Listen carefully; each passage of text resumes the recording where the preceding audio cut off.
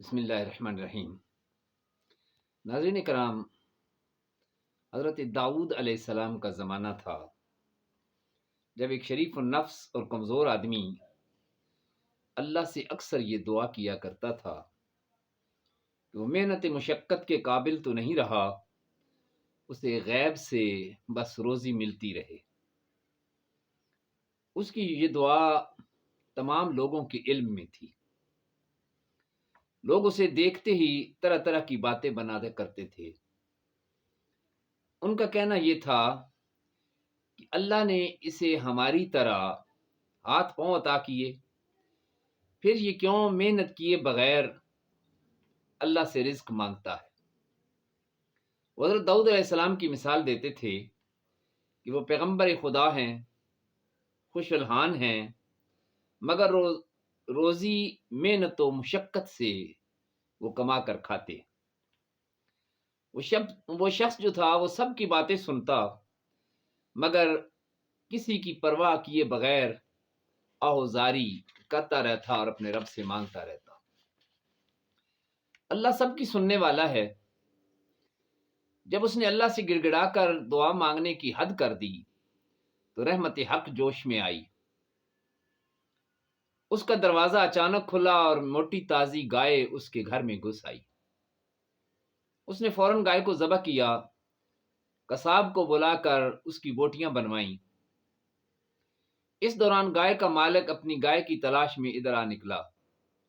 یہ منظر دیکھا تو بولا، ظالم تو نے یہ کیا غضب کر ڈالا؟ یہ گائے تو میری تھی، تجھے کس نے اجازت دی کہ اسے ذبح کر کے اس کی بوٹیاں کروا ڈالے؟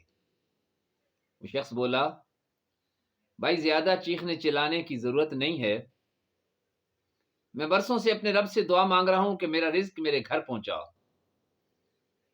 اب مجھ میں محنت و مشقت کی طاقت نہیں رہی۔ آج اس رحیم و کریم نے میری دعا سن لی تو میں نے اس گائے کو اللہ کی طرف سے بھیجی ہوئی سمجھ کر ذبح کر ڈالا۔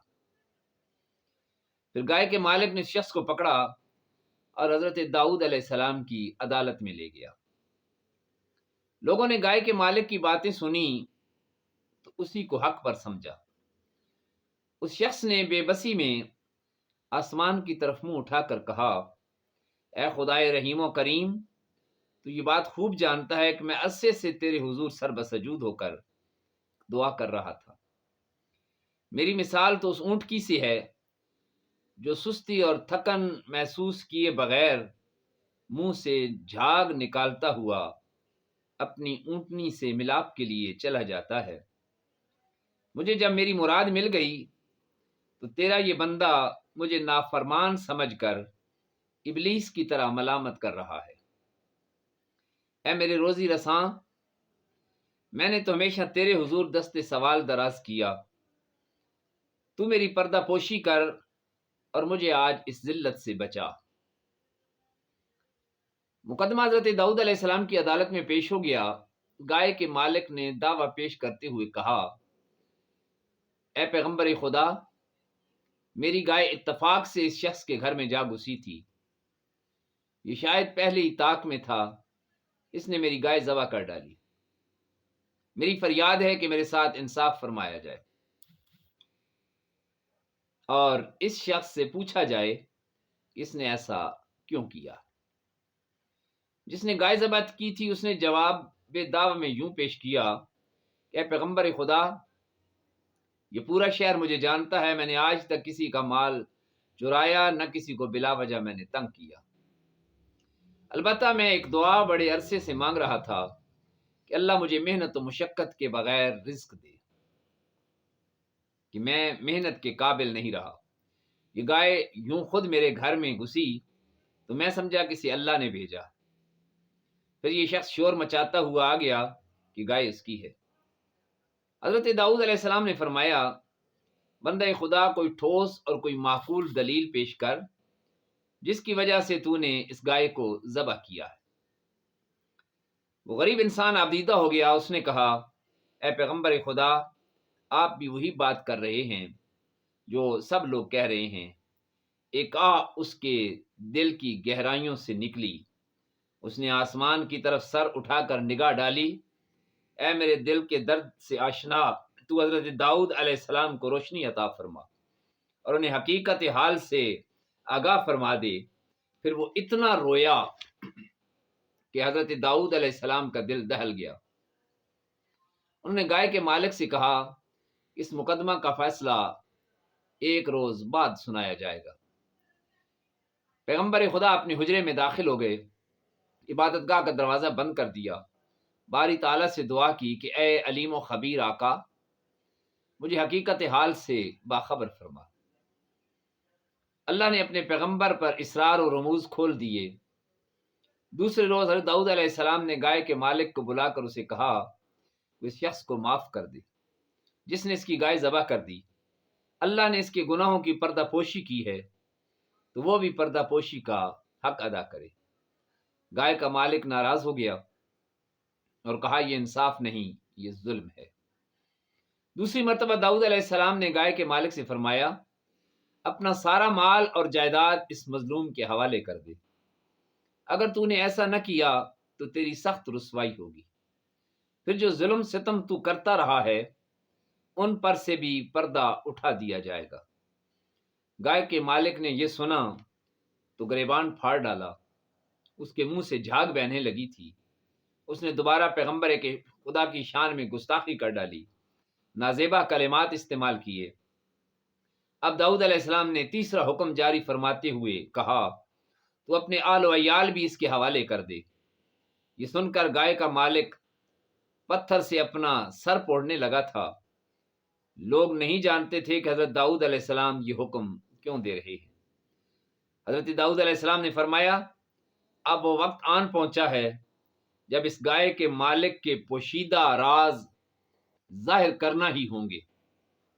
اسے دریا کے کنارے ایک گھنے درخت کے نیچے لے گئے۔ درخت کی شاخیں اس قدر گھنی تھیں کہ ان میں سے سورج کی شعاعیں نہیں گزر سکتی تھیں۔ پھر پیغمبر خدا نے لوگوں سے مخاطب ہو کر پوچھا، کیا تم لوگوں کو معلوم ہے کہ اس درخت کے نیچے ایک شخص کا قتل ہوا تھا؟ تم نہیں جانتے ہوگے، مگر وہ ضرور اس سے واقف ہے جس نے یہ زمین و آسمان پیدا فرمائے۔ لوگوں، حقیقت یہ ہے کہ اس گائے والے نے اپنے آقا کو یہاں قتل کیا تھا۔ یہ اس مقتول کا زرخرید غلام تھا۔ اس نے اپنے مالک کے مال و دولت اور ساری جائیداد پر قبضہ کرنے کے لالچ میں اسے قتل کر دیا تھا، اور یہ شخص جو اللہ سے رزق بغیر محنت و مشقت کے مانگا کرتا تھا، یہ اسی کا بیٹا ہے۔ اس گائے والے نے، اس ظالم نے آقا کے بچوں کو بہت ستایا۔ آج اس مردود نے اپنے ظلم و ستم کا پردہ خود فاش کر دیا۔ پھر پیغمبر خدا نے ظالم شخص سے فرمایا، اے سگی دنیا، تو شریعت کے مطابق فیصلہ جو سننا چاہتا تھا وہ تو سن لیا، اب اس کی تعمیل تیرا فرض ہے۔ تو نے اپنے آقا کو جس چھری سے قتل کیا تھا اس پر تیرا نام کندہ ہے، اور وہ چھری ابھی زمین کھود کر نکال لی جائے گی۔ داؤد علیہ السلام کے حکم سے زمین کھودی گئی، ایک انسانی کھوپڑی اور ایک خنجر نما چھری وہاں سے نکلی جس پر گائے کے مالک کا نام کندہ تھا۔ تمام لوگوں نے پیغمبر خدا سے معافی مانگی، مگر گائے کے مالک کا جرم چونکہ ثابت ہو چکا تھا، اس لیے اسے چھری سے اس کی گردن اس کے تن سے جدا کر دی گئی۔ سبق ملتا ہے کہ نفس کو موت کے گھاٹ اتارنا ضروری ہے۔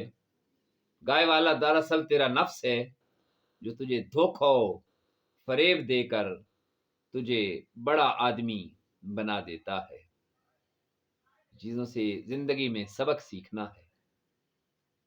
یہ ہمارا چینل جس میں روزانہ ایک واقعہ، حکایت اور قصہ سبق آموز بیان کیا جاتا ہے، اس چینل کو لائک کر لیجئے اور سبسکرائب کیجئے تاکہ روزانہ آنے والی ویڈیوز آپ تک پہنچتی رہیں۔ اللہ تعالی ہم سب کا حامی و ناصر ہو اور ہمیں مقصد حیات کو سمجھنے کی توفیق عطا فرمائے، نفس کی چالوں سے محفوظ رکھے۔